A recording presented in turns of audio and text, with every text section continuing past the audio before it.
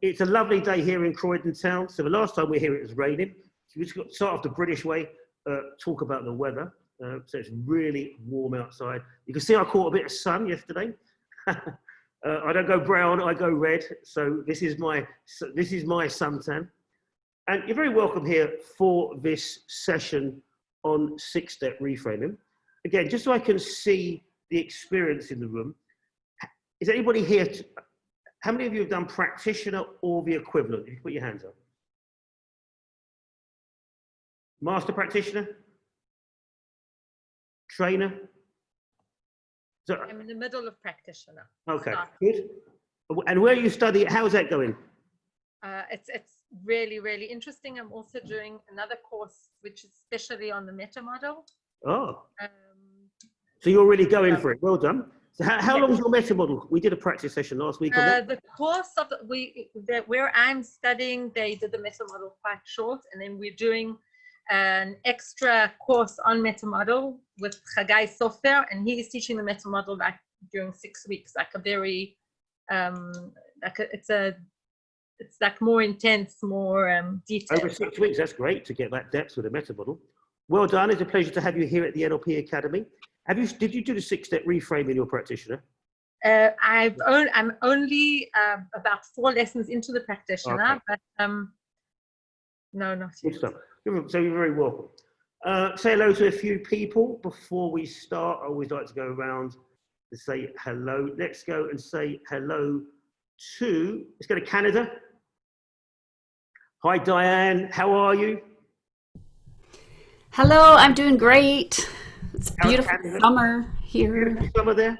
Nice to finally have some sunshine. How hot is it there today? It's, yeah, I'm in Celsius, so it's... Oh, we? Yeah, it was, well, it was around 30 yesterday. That's beautiful. Or no, the Sunday. Yeah, I'm not sure what it's going to be today, but I'm very close to the ocean, so it's lovely. Nice in this area. It's nice. Nice sea breeze. Yes. Nice to see you, Diane. Let's go to Stockholm. Hi, Sarah. Smiley. We've got the most smiley classes ever. How are you? How's your week been? Perfect. Very good. Good. Are you working at home or do you go to the office? No, work from home. Right. Yeah. I mean, here in Scandinavia anyway, it's very usual to work from home. So they were very well prepared for Corona. Working from home. So nice to see you, Sarah. Thank you. Welcome back. Let's go to Brazil and say hello to Patricia. Another big smiley face. How are you? Hi, guys. I'm doing great, thank you. I'm just a little tired. Just finished a marathon of lives for a week, but doing great. You just finished a marathon of lives, on mindfulness and positive psychology. So yeah, I've been doing. You just finished a marathon. I was going to say, if you just finished a marathon, you would be. No, yeah, I felt like I did. So welcome back. Nice to see you. So to Nicole. Nice to see you. In Amsterdam. Hi, Nicole. How are you? I'm good, thank you. Smiling away. We've got such smiley people. How's things in Amsterdam? Good. Yeah, very nice. Good people weather. Are moving around. So the lockdown's finished there, right? Yes. And people are expecting. Okay. In Northern European countries, people tend to follow the instructions, unlike in England, although it is a Northern European country. So all sort of back to normal there, yeah?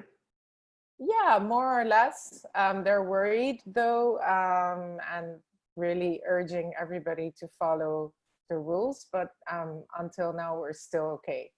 Fair play. So welcome back. Let's go down to Miami.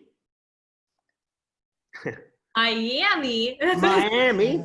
How's things in Miami? How's things in Florida? It's great. It's beautiful. Everything's kind of still on lockdown, but you can eat outside. You can go to a restaurant. Outside only. It's about 50% capacity, but yeah, it's great down here. Good stuff. I'm glad to be back out. I mean, most people eat outside in Florida anyway because it's such warm weather, right?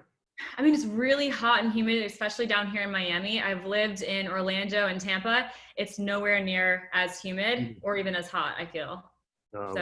It is different, but I love it. Good stuff. Welcome back. Welcome back. I'll go around and say hello to, we're just going to say hello to Alua. How you doing, guys? Nice to see you. How you doing, Michael? You well? Very good, thanks. Very good. Where are you today? We're in sunny Surrey. You're in Surrey, right? Fair play. Not too far from, we said this, had this conversation last week, actually. Whereabouts in, remind me again, I live in Surrey. Whereabouts in Surrey? We're a town called Camberley. I know it well. Very nice part of the world. Very nice part of the world. Welcome, guys.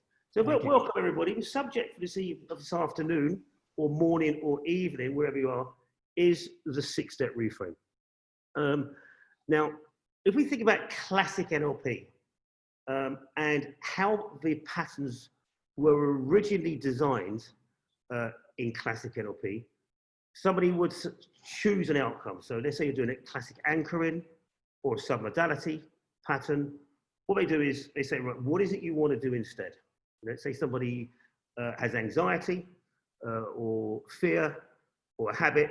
It's like, this is your challenge and this is your outcome, okay? So that's classic NLP.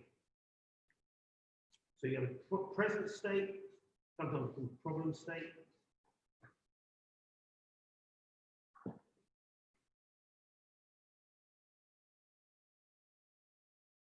And an outcome state or goal.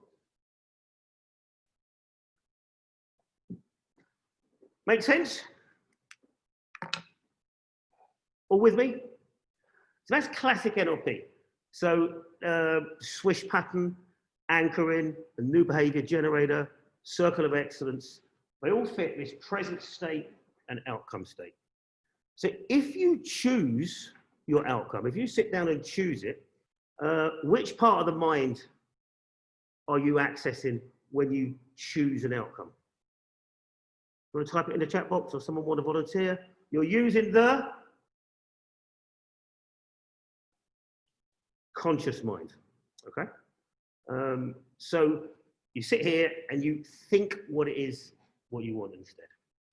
Now, there is a bit of a challenge with that. How many of you have done really good NLP? You think you've done a great pattern, and for some reason, the outcome state didn't stick. Have you ever had that? Have you ever had that situation where you've done a piece of change work in NLP, it worked for a while, but then it kind of fell back? Has anyone had that experience? Yeah. Now, that's because of an ecology challenge usually, because if you think about your problem, and then you think about your outcome, you're actually working at the same logical level as the problem state. You know, so it's like when you're in a problem state, anything is better. So it's what can they see just beyond the problem state? Or sometimes there's social pressure. What do they think they should have? Or other times it's just like, let's get out of the shit and get something different, okay?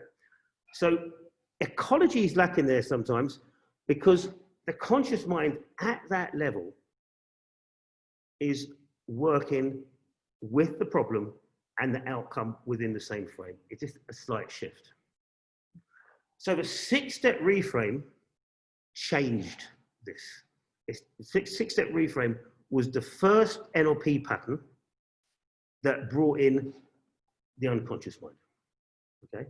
So it's how you engage with your unconscious mind, set a signal system up and say, unconscious, find me really good choices that satisfies the intention of the challenge, that improves my life. So when you hand it over to the unconscious mind, you put it into a massive resource bank where the unconscious chooses what it thinks is best or how a new solution, which in many cases, the conscious mind may not even be able to think of. And that's a key distinction in the six-step reframe. And that's why it's called the breakthrough pattern. Making sense so far? Clear? So I'm just going to give you a couple of metaphors. I had a client call me, and he said he had a fear of public speaking. Now I do a lot of public speaking coaching. Back in the day when we do public speaking in rooms, same old jokes. So I do a lot of public speaking coaching. So the guy said he had a challenge of public speaking. Now, this man, he had come over here from Malaysia, quite a young age, into the UK, and built a really good business, like a series of hotels, care homes. He was a successful guy. But he was retiring. He was passing part of the business on to his sons, and parts of the rest of it he was selling. And what he was setting up was in a town called Burnley in the north of England as a foundation for young men and women, or young boys and, well, young men and women who were very, very close to going over the line into criminal life. You know, and what he noticed is, which is pretty noticeable actually, is that young criminals or the people who were right on the line are really entrepreneurial. You know, so if you think about a criminal, they know about profit and loss, market supply. They know it intuitively from the streets. So what he wanted to do was set up a foundation where the young people could, instead of going to crime, learn entrepreneurial skills. And to do this, he needed to be a really good public speaker, because he had to go around and engage corporations, he had to engage the local councils. So he needed to motivate people and connect with people, and that was his challenge. So it's a pretty regular issue. I mean, a lot of people have challenges with public speaking. It'd be expressed as a sensation, usually, which we call fear or anxiety. So he came down into this room where I am now, and what I did, I brought a little audience. I brought some team members from downstairs, upstairs, because what I wanted to do, I want to see how the problem plays out in its closer context to where the challenge is in the real world. So I got him to do a little presentation. So, and it was really good. I mean, he could have done with a bit of polishing on structure, but he was very engaging. To the extent I got so absorbed, for a moment I forgot he was here for public speaking skills. Now, sometimes people kind of there are fantasy problems. I'm beginning to think, is this a fantasy for this guy? Because I'm not seeing any fear. So I said, about 6 minutes in, I said, can you stop, please? I said, you said you have an issue with public speaking with your state. I'm not seeing it. And he said, you will in 2 minutes. He said, 6 minutes. He said, it always happens between 8 to 10 minutes. So I thought, okay. So he carried on. Now this guy, he was totally bald, not hair on his head. And about 8 minutes in, he began to sweat from his head with like nothing I've ever seen before. I'm sweating a bit now myself, but it was just literally pouring off his head. It was like a hotel fountain. You know, I didn't know somebody could sweat that much. Now, he's very good-natured. He said, when I was younger, I used to have an afro haircut, big hair. He said, then I could go for 15 minutes because the hair absorbed the sweat. He said, now I can't present like this. So the fear, if you like, or the challenge wasn't expressed in the same way that we normally experience fear. It was through a signal, like a physiological response in terms of sweating. So what do we have so far? We have a problem state.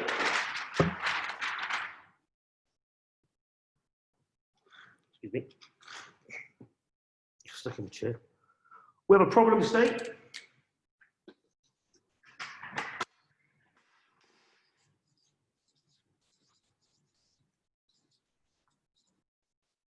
And what else do we have? I want to type it in the chat box. We have it's not a U, it's a different signal than how we normally have it, but we have a signal. Forget the chat box up. So we have a signal. Now, this type of signal that he had is called an SOS signal. It's the natural response that's associated with the problem. So those of you who studied with us recently or in previous courses realize that sometimes we elicit a signal. But this guy had a message from his unconscious, and that message is pay attention. The message is coming in through the sweat. So I said to him, what happens just before you start to sweat? And he closed his eyes and he said, my head tingles. And you could see his head going a bit redder. So I said, okay. So now we've got a sensation of tingling in the head. So I said, I'd like to ask your unconscious mind to either increase or reduce the intensity of that sensation, that tingling, for a yes signal. So he closed his eyes. You can see his head redden. He said it's increasing. So now what we've turned this signal into a way of connecting with the unconscious. We've been able to get it to say yes. And we know it's an unconscious response because it's involuntary. It's not something he can control. Does this make sense? Make sense? Good stuff? So we've got a yes. So how do we get a no? I say to his unconscious, can you please reduce the sensations of a tingling for a no signal? And it's gone down. He said, that's so weird. He said, I can't control that. So now we got an involuntary response from the unconscious, which says yes and no. And then he said, well, he said, I've just had a flashback to when I was like 7 or 8 years of old in school, and we used to get beaten for speaking out. And he's like, wow. Now that's the content. We're not interested in the content, but it's interesting in how the unconscious mind learns. This is a safety signal. It's like, and he learned it when he was very young, don't speak out because you're gonna get beaten. So the unconscious is coming in that sense, probably to protect him. Making sense, guys? So I say, don't worry about the content now. Let's explore this signal. So what do you think the next question is that I asked him? Type it in the chat box. We've got yes and no. What's next, do you think? After yes and no? Anyone take a guess? New options. Not quite, Dorothy, you're one step ahead. We say, I would like the unconscious to confirm, is there a positive intention behind the behavior to be changed?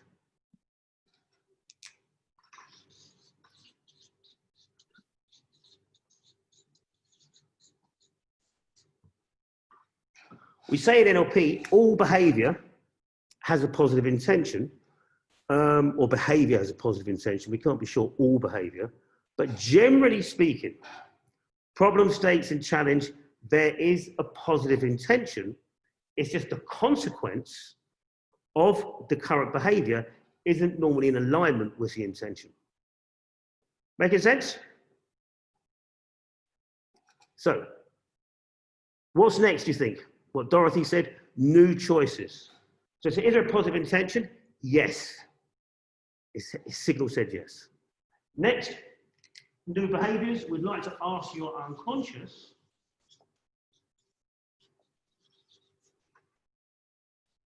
to generate at least 4 or more new behaviors that satisfies this intention, that have a better outcome than this, okay?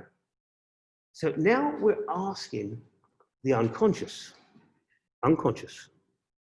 please find 4 or 5 new behaviors. So we're putting it into the unknown, but what comes from the unknown is highly resourceful. You got the signal? Yes. So now we've got new behaviors that satisfies the intention about a better choice than this. Good stuff?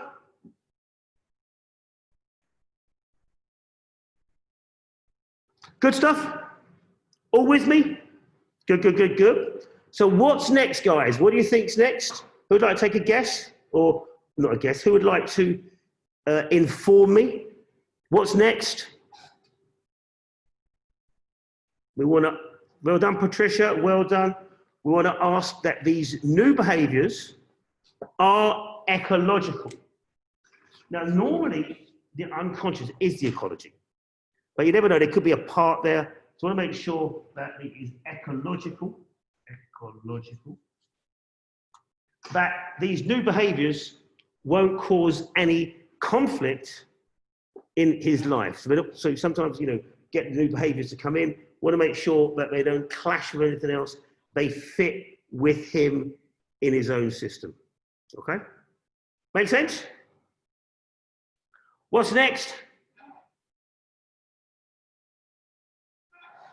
The chat box. The next one is, that's it, agree to implement. Well done, Patricia. So get the unconscious, agree to take responsibility. I actually like implement better for the changes. So with this client, I'd allowed about 2 hours, maybe more. Can't quite miss quite a while ago with this client. In 20 minutes, we were done. Okay, but we've got to test it. So I bring my people up again, get them to do a presentation. Guess what?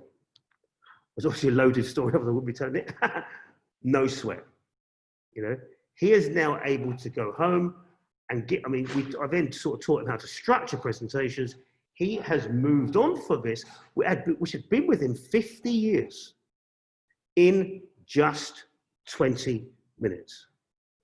Now, can you imagine how challenging that might be if we're trying to do a conscious intervention? We'd have to do a lot of role play, a lot of practice. We nailed it in 20 minutes. So this is what we're going to be covering today. Does it sound good? Yeah? So this is what we're going to be, so the first thing we're going to do is elicit a signal. He had quite a strong signal associated with his problem. He had a signal there. In many cases, people, well, not everybody's got a sweating head, or many people won't have such strong physiological responses. So what we do is we install the signal for yes and no, or we set one up with the client. And this is what we're going to start off with. When we do the breakout, Dale, the people are going to need to work to the same people for both parts of the exercise. Because I'm going to elicit the signal first, and then they're going to do the six-step reframe. Groups of 2 or 3? 2. But we're not going there yet. I'm just getting, so just doing a bit of forward planning, Dale. Unlike me. So the first thing I wanted you to do is to practice eliciting a signal from your unconscious mind. Now they generally come in sensations, twitches, or feelings inside. They're not, as I say, they don't have to, it's not a sweating head normally. So we're gonna practice the signal first. Everybody think of a challenge that you'd like to change, something you've been working on for a while perhaps, that you'd like to ask your unconscious mind for some help with, to say, unconscious, help me out here, give me some stuff. Yeah, that's what you say, give me something. Surprise me, impress me, just give me something different. That is that has a better outcome than this. So who would like, I'm going to do a process called the Betty Erickson technique to elicit the signal with one of you, and then you're going to go and do that practice with a colleague here. Who would like to be my demo? Put your hand up or thumbs up. So we've got Jose, we've got Diane. Anyone else? Let's go Diane in Canada. Hey, Diane. What did I do a demo with you on the practitioner? I can't remember now. You did. I did. Did I do the signal with you? Not the signal. What was it now? It was about confidence and doing Facebook Lives, and then I went and did one, and then you were there on it. I came on it. So it was good as well, and I've seen you do quite a few live videos now. I saw you at a shop the other day. In a store, was it a store? I saw you doing a video in a very special store. Yes. Yeah, it's a great video. Went and interviewed someone on Granville Island in Vancouver. Yeah. Fair play. Vancouver, BC, Canada. So what I'd like to do, Diane, is just focus your attention ahead, on a spot on the wall. And as you focus your attention on the spot on the wall, just be aware of what's around that spot, the colors, any pictures or colorings or whatever's on the wall. That's right. And as you're aware of that, just be aware of the sounds you can hear around you. Sounds in the room, maybe the computer whirring, my voice coming through the computer, maybe sounds outside or just general sounds.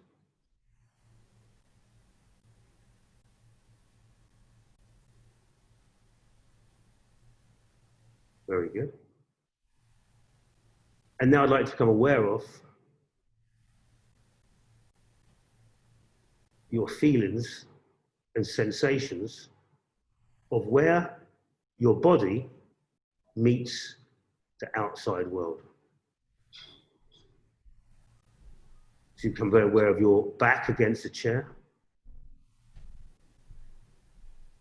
your feet resting on the floor. That's right. And your hands rested in your lap. Very good. Now turn your attention back to the visual system. So you can be perhaps aware of two things that you didn't notice last time.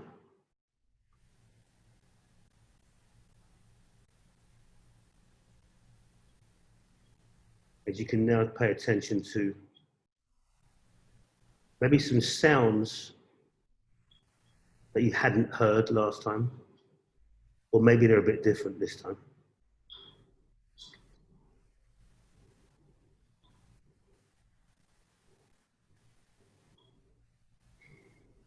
And now be aware of your internal sensations in your top part of your body and bottom.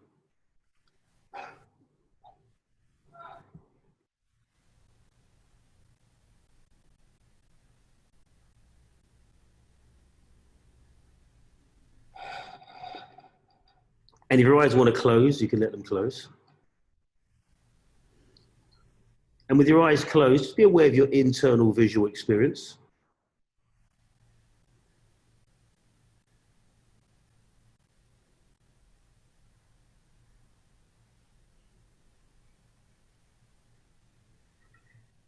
And your internal auditory experience. Can you hear the rhythm of your body?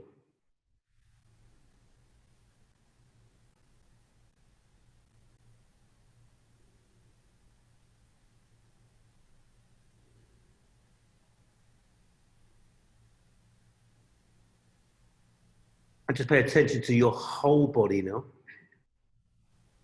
Being aware of any sensations you have, your body temperature,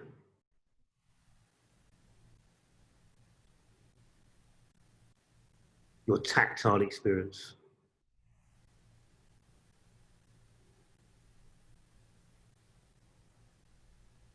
And in a moment, Diane, I'm going to ask you to ask your unconscious mind to provide you with a signal for yes.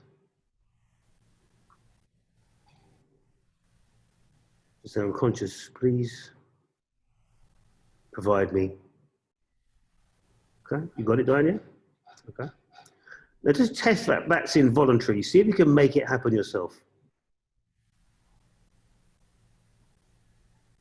Okay.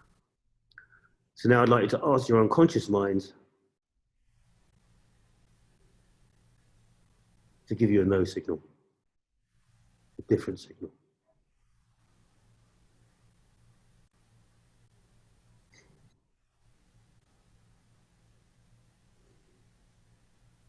Just test that that's involuntary. See if you can make it happen yourself.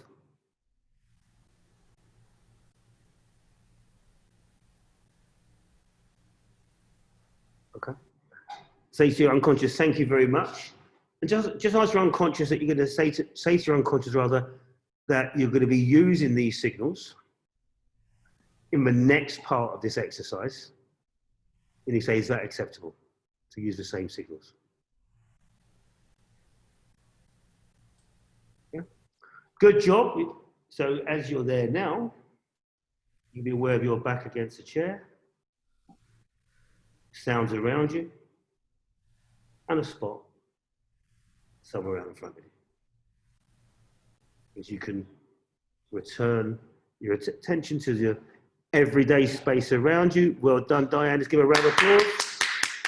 Thank you. You're welcome. You're welcome. So that's the signal. Now, I'm going to go through it, but does everybody get the principle? So you're asking the unconscious to give an involuntary response, and you test it because if they can make it happen in the same way, it's not involuntary. Now, some people get twitches. They might do this. Now, I can do this voluntarily, but it'll be different from when it happens unconsciously. Sometimes a finger moves. Now, you can move your finger voluntarily, but it is different when it's involuntary. So you're testing to see that it is involuntary, or if it's a movement they can do consciously, they are aware of the difference. Okay, so most of you, well, some of you have studied this either in the hypnosis course or in the NLP course. Basically, what we do with the Betty Erickson technique, we suggest people to pay attention to their visual experience, and if we're in the same room as them, so I don't know what's on the. This is where you've got to be a bit more artful with language. Online, I can't see what Diane's looking at. Whereas if she's here in this room, I could say you can see the speaker ahead of you, you can see the poster on the wall, and you can see the color purple on the wall. That makes sense? So in the live world, we can, and it gets a yes set, state things that are in their awareness. You know, so I kind of had to use this is where the Milton language comes in. As you look at that spot on the wall, you can just consider the colors and anything else that you notice over there on that wall, okay? So it's a little bit more vague in terms of a language. We're not directing. So I can't say, look at the window, but I don't know if there is a window. Or look at the pictures. In the second round, I said you can see perhaps anything that's on the wall, pictures, etc., etc. But I don't know for sure. Okay, so you've got 3 visuals. What's next?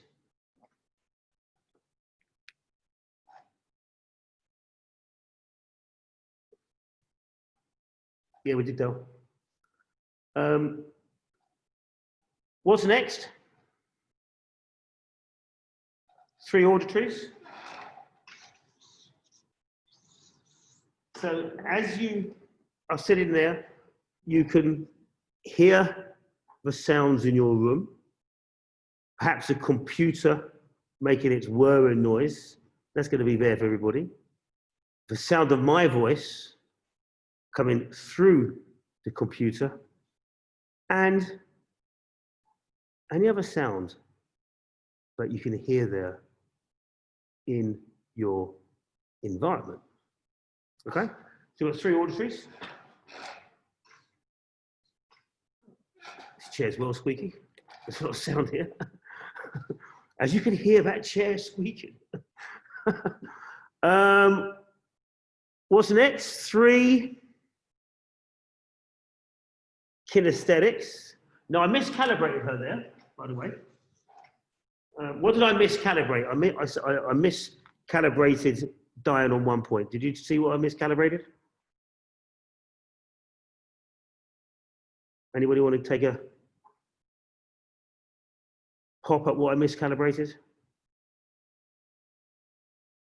Well done, Dorothy. So it's quite hard to, I mean, I made the assumption her back was against the chair because I can't see the back of the chair. And so I said, as you feel as your back against the chair, your hands resting in your lap and your feet on the floor, she then put her back on the chair. So it became a suggestion. Yeah. So obviously you can't see, usually people got their back. So you could say when they sit down, just like sit down with your hands in your lap with your back against the chair because you want them to be as relaxed as possible. Okay, so then we come down, we bring it down to 2, 2. We increase this if we can to get more in because we're going to the kinesthetic system. Then we come down to 1, 1, 1. That could be 4 or 5. So now we've got attention on internal kinesthetics. So by the time I come to these ones, I'm looking at internal visuals, internal auditories, and internal kinesthetics. So they're paying attention to sensations, body temperature, etc. And then you say to them, I'd like your unconscious mind, please, to ask your unconscious to provide you with the yes signal. And then you just wait. And then just let them nod when they found it. And then ask your unconscious to provide you with a no signal. Now we've got a little script for this, so to make it easier for you. But is that explanation clear to everybody? Nice and clear? Claro? You all get it? Are you ready to do it? So let's get the manual. I'll share it.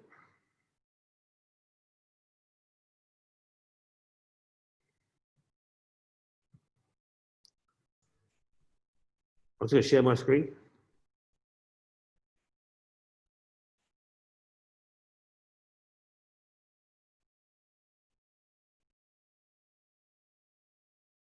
Okay. Let's get on screen share.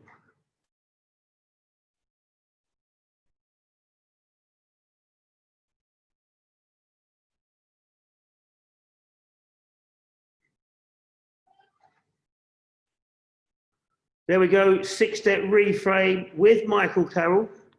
I'm not as red in that picture, but just as good looking. So we're going to talk about the signal. This is how you elicit it. Step 1, sit comfortably and focus attention on a spot ahead of you.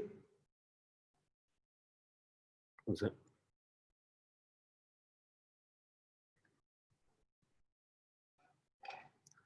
Number 2, describe the visual awareness, just 3 visuals, then 3 auditories, 3 kinesthetics, come down. And then when your body feels sensitized, or when their body is sensitized, you say, unconscious, please unconscious, will you communicate with me now with a specific signal for yes, okay? And then you say, please will you provide me with a specific signal for no. And then test it. Just can you do that yourself? Just make sure it's involuntary. Job done, you're ready to rock and roll. And what you've done with the client is you've set up a signal system between the conscious and the unconscious mind, and they are communicating. You know, many people, Milton Erickson used to have a saying actually, patients are patients because they're out of rapport with their unconscious mind. You know, most of the problems and challenges we have is where the conscious and unconscious isn't communicating clearly and effectively. So the conscious mind gets stuck, and the conscious mind's trying to fix a problem when it's like you've got the massive resource bank there in the unconscious mind. Any questions, preguntas? So ready to do it now? Show me your thumbs. Good stuff, good stuff. So Dale's going to put you in the group. You're going to work with the same, we'll take a break after we've done this, but you're going to work with the same person in the second part of this exercise when we do the rest. Now, again, with Diane, could you see when she got the yes signal, there were certain facial changes? Yeah, so it's kind of like the cheeks lifted a bit, the color changed slightly, she went back. So you want to calibrate as best you can. Can you see the external version of their internal signal? Obviously, when someone's got a sweating head, it's easy to see. But can you see on the outside when something changes inside? Okay, so Dale is going to come on to set the groups up. I'm going to give you 10 minutes each with this. 10 minutes each. So we'll come back straight after. We'll take a short break. Then we're going to get that signal working. Okay? Good stuff, everyone? Okay. Dale's going to come on and do his magic. Question, Michael. Yeah. In the chat box.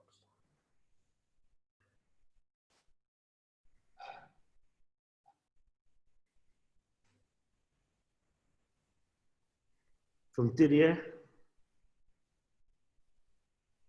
Okay. So, yeah, but if the therapist can't see the signal, which we couldn't see Diane's actual signal, we saw just a manifestation of it, the client will nod their head and say, I've got the signal. Yeah, that makes sense? So once you've got it, you can just nod your head, but you've got the signal. So then you know when it's arrived, and the same for the no. Yeah. Now, just one thing, a tip here. Avoid conversational postulates. It's a Milton model pattern where you say, can you ask your unconscious mind to give me a no signal? They could answer yes. Yes, I can ask my unconscious mind. The unconscious mind is very literal. So be very precise. Now, sometimes if you don't get a no signal, sometimes people get a yes and not a no. You can work without a no by saying, is the absence of a signal, can we use that for a no? And then if the unconscious is in agreement, it will signal yes. Yeah? Make sense?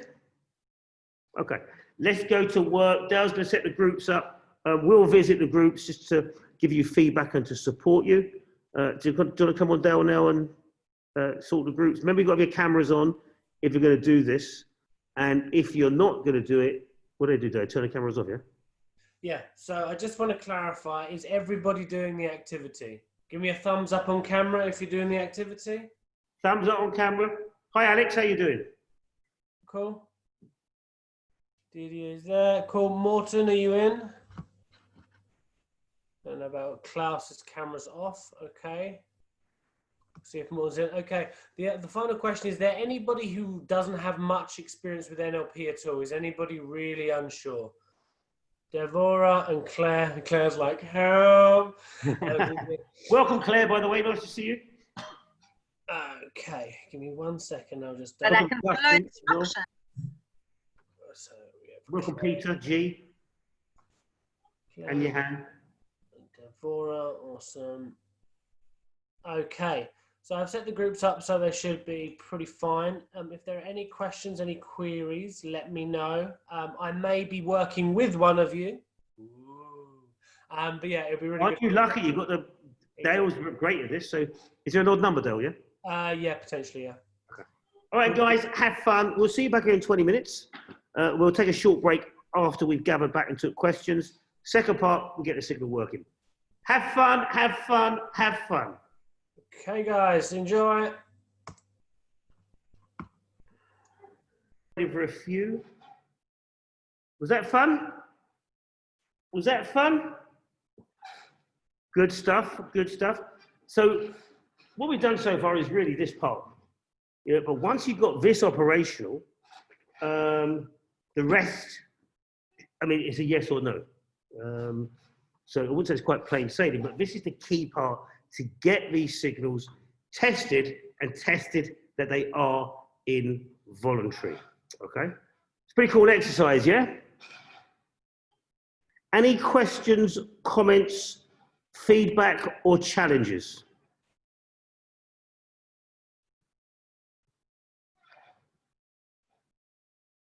Let's go to Dale.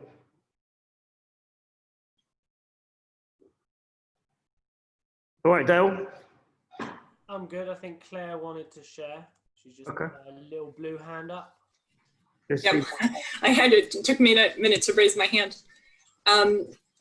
This is the first time I've been asked to produce a signal, and it was very challenging to not get frustrated that it wasn't coming very quickly. And Dale did a great job showing how to encourage someone. Being super positive. And I just felt like it lacked a lot of clarity. The signal that did finally come was in my right hand, and there was a lot of activity there, but it wasn't like always between my index and second finger, right? It moved around a bit, yeah? Yeah. Okay. So if that happens, Claire, just verify, because it can move around. So if you ask a question and it's in a slightly different place, just say, is that the yes signal? Okay. Yeah, because it's in the same area, but if it shifts or it changes slightly, and they do, because people can say yes, but if we think how we speak, you can go yes, yeah, yes. There's different ways, and it's similar in that position. All we're going to do is just go back. If this is your first time, you did a good job, so well done, and well done to Dale as well. Also, I mean, frustration or hurrying up the unconscious, come on. Right. That generally can hinder it, yeah? It's like, because what happens is frustration or impatience is a sensation in of itself, yeah? So that then can override your awareness of the signal. There's no rush. I mean, somebody else had a bit of a challenge as well. And, can I share Peter? Yeah. So Peter's done this before, eliciting a signal, but it normally takes about 15 minutes to get a response. So I just suggested to Peter that tonight when he goes, well, when he is at home, I think, but when he do the exercise, same old jokes, when he do it again, and just sit patiently and let the unconscious come to you. It does. You've got to bear in mind is these signals. When we talk about a gut feeling, you have a gut feeling something's right for you, or you have a gut feeling if something's not right. Everyone had that before? That is a signal in itself. So when you frame this with clients, you can frame it. The times when you've just known inside something is right. They go, oh yeah. They have signals. It's a congruency signal, or something's not right. Yeah. So they've already got them. People are aware of them. So sometimes, you can actually backtrack. Take some time when you knew something was right for you. Don't be there now. Notice, how did you know? Sometimes you can get a signal. Hi, Laura.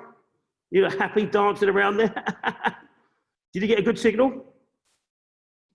Oh, can you hear me now? I can, yeah. Did you get a good signal? Yeah, really good signal. Patricia was great at guiding me through it, and I got the yes, and I was not getting a no answer. So she asked my subconscious if that was the sign of a no. Yeah. And then I got the yes. Good.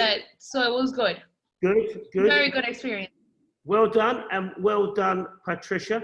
Any other questions, comments before we go into the next piece? Okay, are you ready to get this signal to go to work now? Are you ready? Yeah. Yeah? Good stuff. So what we're going to do now, I'm going to go back and work with Diane, and we're going to ask her, is there a positive intention? Can it unconscious generate 4 new choices, but are ethological, and get the unconscious to take responsibility. Okay, so that's what we're going to do. Let's get Diane back. Hi, Diane. Hello. When you did that exercise a moment ago with someone else, were the signals the same? When the other person did it with you? Oh, yeah, she didn't go with me. We were spending time on her, and we didn't get to me. Okay, fair enough. All right, Diane.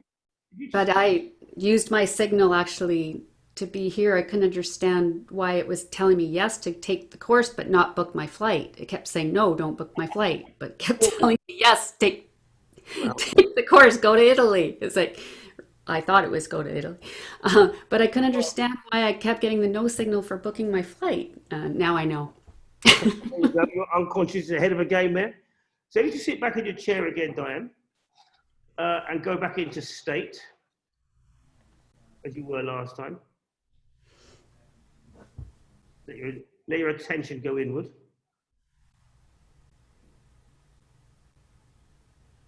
You can just ask the unconscious to give you the yes again.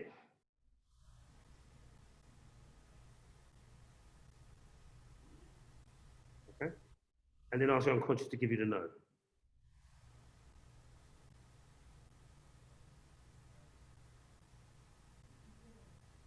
Okay. You see her mouth moves ever so subtly for that no. Mm-hmm. So Diane, I want to ask your unconscious to confirm there's a positive intention for what it is what you'd like to change. So you think about the problem state or the behavior you'd like to change. Ask your unconscious, is there a positive intention?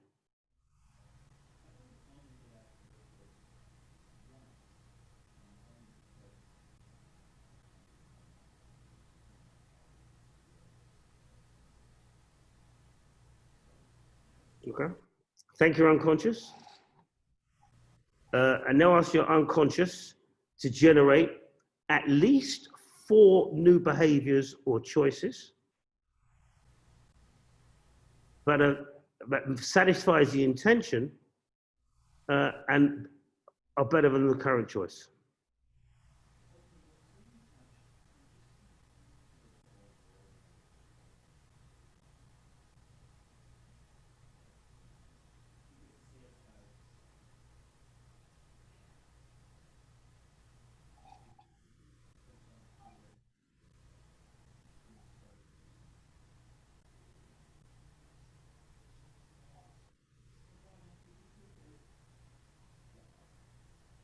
Mm-hmm.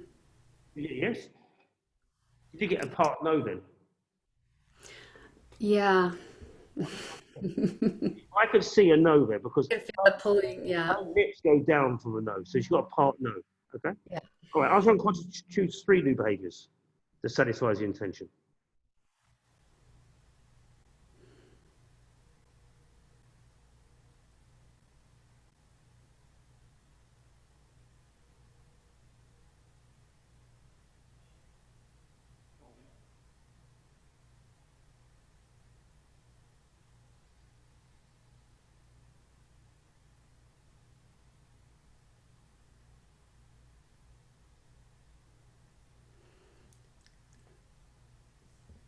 So when I get ideas on how to do this, I can feel a strong no. All right.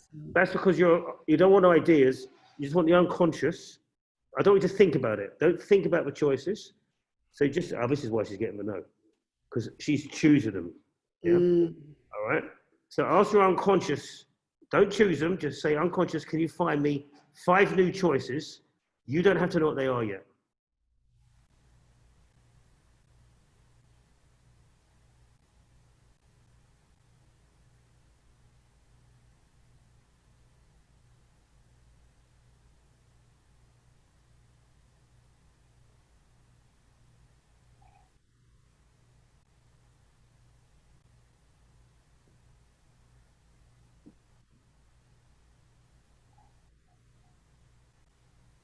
Five new choices that satisfies the intention.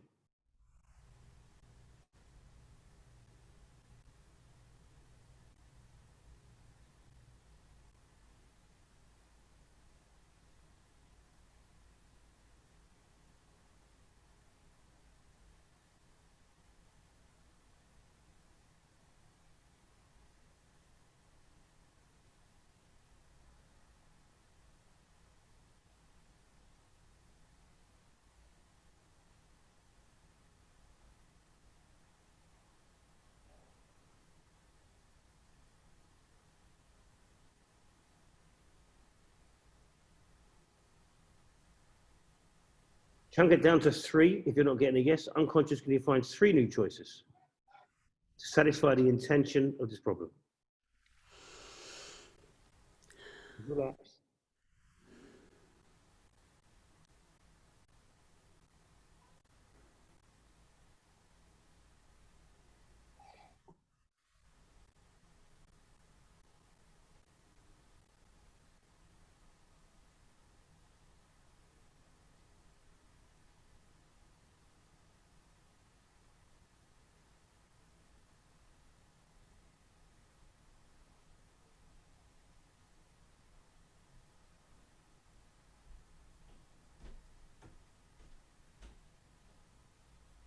Okay, I'm going to ask you another question. Is this something you're unconscious? You got it? Yeah. Okay, good. Well done. Well done. Ask your unconscious to confirm if these 3 new choices are ecological. Meaning there's no conflict. They're not going to cause you a challenge.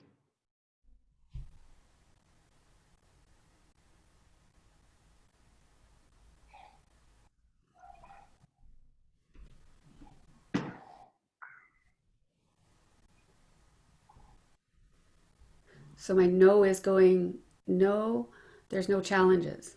Okay, good. Okay. All right, so they are ecological. Okay, good. And just ask your unconscious, is it willing to take responsibility to implement the changes?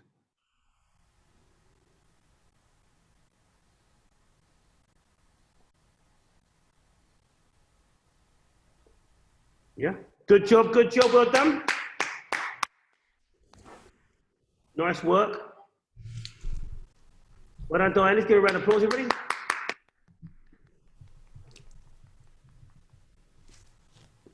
So that's how you do it. Obviously, you know, it's not always a straight road. Now, what's happening to start off with, Diane was trying to think the choices, yeah? And she got a no, which is quite interesting, actually. And this is what I'm saying, is sometimes what the conscious mind comes up with isn't always in alignment with what the unconscious wants. So let's say she's doing a standard NLP technique where we wasn't testing for the unconscious.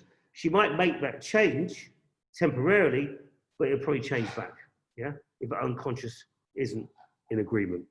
This makes sense? Good stuff? So what you do here now, you go back to your client and you just reaffirm the signals.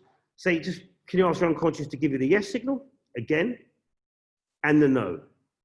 Now, if it's changed a little bit, like we had with Claire, if something comes a little bit different, just say, are you the new yes?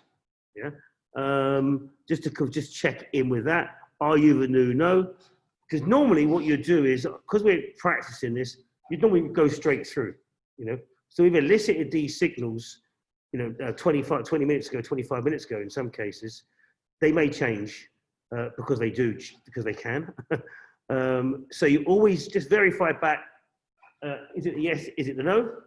Ask your unconscious to, is there a positive intention? This is in the manual, by the way. Ask your unconscious to find 4 new choices. I said 5. At first, it wasn't happening, so I just reduced the number. Are they ecological? You're really smart. You can ask your unconscious to find 4 new choices that are ecological, and then it becomes, that's what we call it, the N Step Reframe, because it doesn't necessarily need 6 steps. I'll just teach it like this, you know, because that's how it was created as 6 steps. And ask your unconscious, is it willing to take responsibility for applying the change? Now, you might have an idea, but you won't know what your unconscious has picked you. When you go back into context, you'll notice you're different. This is what happens with the 6 Step Reframe and new code games. You go back into context, it's like, well, you know, you don't realize you've changed until after you've noticed the change. Okay, is that good? Is that good?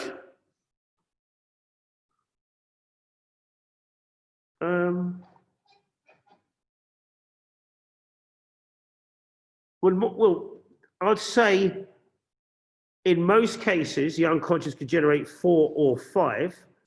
So you might more the merrier. If you went more than that, It could be, there's a lot. So we just, I don't know, really. It's just how it's created.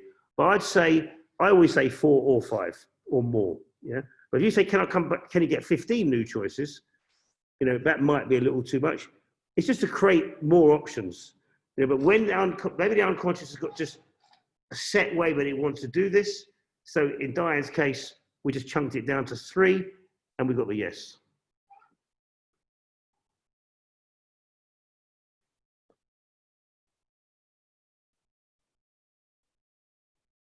Okay, I was going to ask her, it's a good question, Megan. In the chat box there. What was I going to do if she didn't? I was going to go back. I was going to say, does the unconscious mind want you to be aware of something before it offers you the new choices? Is there something the unconscious mind wants you to learn? You get a yes, you say, and you ask that question, if the unconscious, that comes up sometimes, is the unconscious mind willing to take responsibility? You get a no sometimes. And then you say, does the unconscious mind want you to be aware of something, to learn something, or do something? But you have to say each of those individually. And then you get a yes, which in most cases you do. You say, okay, will the unconscious mind communicate what it wants you to be aware of in the next 24 hours and signal when it's presenting? So then all of a sudden they get a eureka. Or again, so let's say I was working, these patterns work very well on health. So let's say I was working with somebody who's diabetic, and I say, is your unconscious willing to take responsibility for the change? If I was using the healer within pattern, it's a similar pattern. If you get a no, does the unconscious mind want you to do something? Yeah, regulate your sugar intake. This makes sense? So sometimes the unconscious say, no, you've got to do something as well. So this is what you get this here. But I was going to bring that question further up when she wasn't getting the resources. Does the unconscious mind want you to be aware of something before you change? Okay? Notice the presuppositional language. Good stuff? All good? Yeah? We haven't finished yet, but we just overshot the exercise a little. So you can have the break at 5 o'clock. Michael, can you say the 3, like Megan's question there? I kind of have the same question. Those 3. Okay. What's your question, Alex? The 3 questions that you confirm with your unconscious. Okay. So is there something your unconscious wants you to be aware of? So you could get a yes to that. Or learn. It's the same thing, yeah? Or sometimes is there something your unconscious wants you to do? Yeah. So you'd ask one of those, you ask them one at a time, and then you get the yes. Can it communicate it to you in the next 24 hours? Got it? Yeah.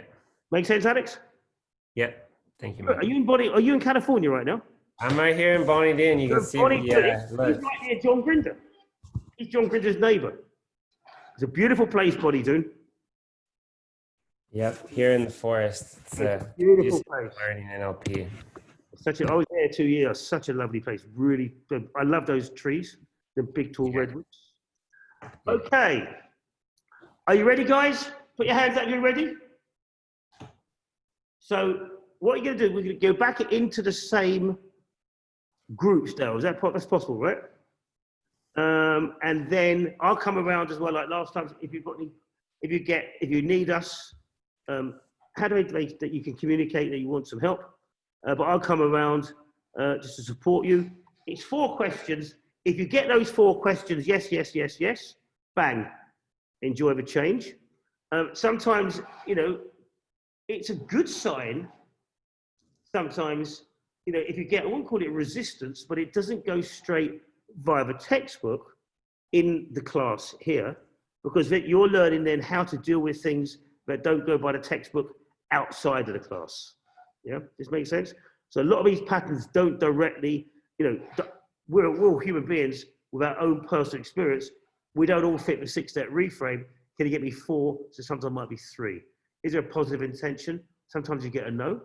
And then you say, is there a positive intention on the intention? It's just like a negotiation. Okay, let's go and have some change. I'm looking forward to this next part. So you go back into the groups. We'll take you up to 5 to 5. Then we can come back and take some questions. And then we'll be complete for this session. And we'll let you know what's happening later in the week and also next week. Good stuff, everybody. Enjoy your exercise. Opening rooms now, guys. Opening rooms. Well done, Dale. Come back.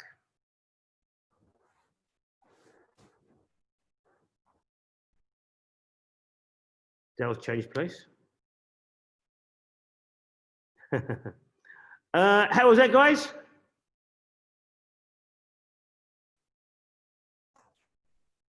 Good stuff, good stuff. So amazing. It was mind-blowing. I actually went into your group and you both did a very good job. Let's, yeah. Now look at the people's faces, how different they are. Yeah, you know, she's got a real sparkle. You know, she's had a change. So how was it for you, Devorah? Would you like to share? It was incredible because at the beginning I hadn't quite understood. I was understanding it in a more limited way. Mm-hmm. And then Diane expanded my mind when she explained to me, and the feeling I got about something that I was supposed to change as it having had a positive intention. Yep. And using the energy or something that usually one would use negative intention in order to work upon. Taking that and saying, no, this is something beautiful. This is something good. This is energy you can use. And then taking these 5 steps or 4 behaviors that would satisfy whatever it was that needed to have this change. And very nice. And it was amazing. It was good work, Devorah. And Diane. You did, to be a good coach, you have good clients. She had a good client, and you were open. Obviously, this is new to you. You know, you started to study in practitioner. I think this is a new one for you. So now you're going to, when you learn new code, NLP. I will. This is where the evolution of NLP changed. It's work at an intention level and letting your unconscious be involved, you know, for key elements of a change. So well done, both of you. Anyone else want to share?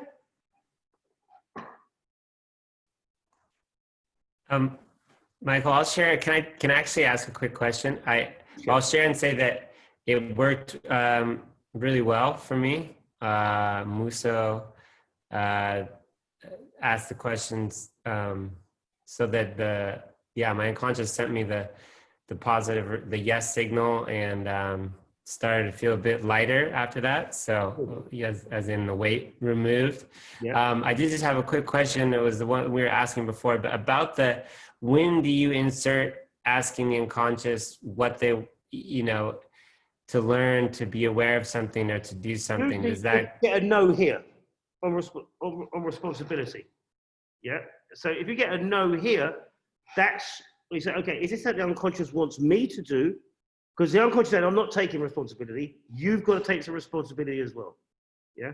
So it could be, you've got to learn something. You might have to adjust something.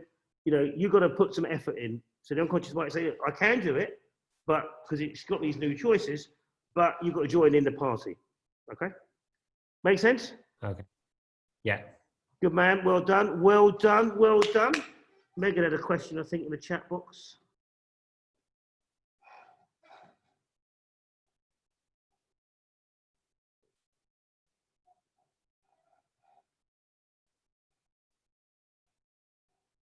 I can say it too if you want. I've got it. Okay. So you're referring to the whole system. So let's suppose, you know, these new choices, you know, do they fit with the whole person? Yeah. You know, or if they don't, for example, let's say a lot of people do this, they set very high business goals. Yeah. That could be unecological for them because it impacts their health, yeah, or their family. You know, so if there's a negative consequence of the new choices, even though the person's achieving a goal, is there a negative consequence such as a health issue? Yeah, that makes sense? Have I got it? Good stuff, Megan. Good stuff. Any other questions? Jose, can you translate that, Dale or Dorothy, please? Yeah, so in my case, there was no positive intention, or it said there was no positive intention. Okay. So ask him to ask, is there a positive intention on the negative intention? Yeah, so chunk it up, yeah? That makes sense, Jose? See, yeah. So, you know, it's different levels, so you chunk up. So is there a positive intention? No. Is there a positive intention higher up the scale? Usually, yeah? Wonderful, wonderful, wonderful. Thank you. Has this been a good session, guys? And we had fun today. Thank you so much for being here. We'll be back next Wednesday with another practice session. We'll have a little meeting later to work the topic out, to work out the topic. We'll probably start maybe 4 o'clock. We'll let you know the time. It's my son's birthday tonight. So, well, today. It was actually tomorrow, but we're celebrating today. He's going to have his girlfriend tomorrow. So I'm going home now for a barbecue on my new decking with my family. So I'm going to have a nice evening with my family. It's hard to believe my youngest son's 25. So I don't look old enough. No, laughing at your own jokes, Michael. Laughing at your own jokes again. No, it's 25 years just gone so quickly. You know, if you're a parent, when you have a little baby, you know, you obviously, it's hard to project 25 years ahead. You know, and my eldest son's 31. So we're all round today, this evening, on the decking, having a barbecue in the sunshine in Surrey. So thank you so much, everybody, for being here. I just want to thank Dorothy, our translator in Guatemala, that coffee, I was loving it. I love that coffee. I drank too much of it yesterday, so I liked it so much. I'm a bit obsessive, so I was getting it. So I said, Michael, we've got to take it easy on the coffee today. So Dorothy's family, or Dorothy owns a coffee, is it called a coffee, what's it called, a coffee farm? Yeah, in Costa Rica, Guatemala. And she sent this coffee over, and it is so nice. Oh, I love it. I love it. So thank you very much for that. And thank you for translating, Dorothy. Thank you all for being here. Big thanks to Dale and David, as always. Let's give them a round of applause. They work very hard to bring all this together, get the emails out. Thank you. And a big hand to Dave, who's going to come on now. There you go. He sits over there patiently, filming and putting all the technical stuff together, does all the web stuff Dave does, runs our technology here, our systems. You know, so we are back in the office, as you can see. Dale's downstairs now. So it's just nice to be back. Obviously, we're social distancing, but it's just nice to be back with people. Have a team here, and we still work from home a bit as well. Just modern times. So hope all is well with you and your families. I send you my best wishes and my love. I will see you here we've got masterclass on Thursday. Dale will let you know about that. And we've got a masterclass on Saturday, right, Dale? I lose track of the days. So how many of you are on the values masterclasses? Show me your hands if you're on them yet. Okay, well done, well done. The rest of you, you don't want to miss out. We're always beautiful people here. We've got 2 great masterclasses. One's on values hierarchies. That's actually, if you like, this is where conflicts come from, by the way, that we work with a 6-step reframe, usually when there's a clash of values. Yeah. So we work out how your principles and life areas are prioritized. And then on Saturday, you know, we look at dealing with the conflicts within the values. It's a little bit different from the NLP in your home series. You start off studying with the NLPedia, which is really weird. I keep going on it, I know, which is me in 2004. So you got, it's so weird looking at that for me. You do 2.5, 3 hours of study on that. And then we do 2.5 hours here. It was so good last week. I loved it, you know. And we moved, because of the pre-study, we just moved so quickly with the content, which is actually quite time efficient for you guys, you know, because you can sort of structure out your studies. So if you'd like to come talk to Dale to that, We'll let you know what the practice group is for next week. We've got a photo reading and speed reading course coming up as well. And I'm going to be putting in some sales and business courses. So we've got a lot coming up. I just want to thank you all for being here today. For a lovely afternoon. For me to see your faces after these exercises, it's just a joy. You know, when you come in, or I go into and also for me to see how well you work in these groups, it's a joy. It really is a joy to observe, you know, you guys working, and you do so well. You not only enthusiastic, you're precise.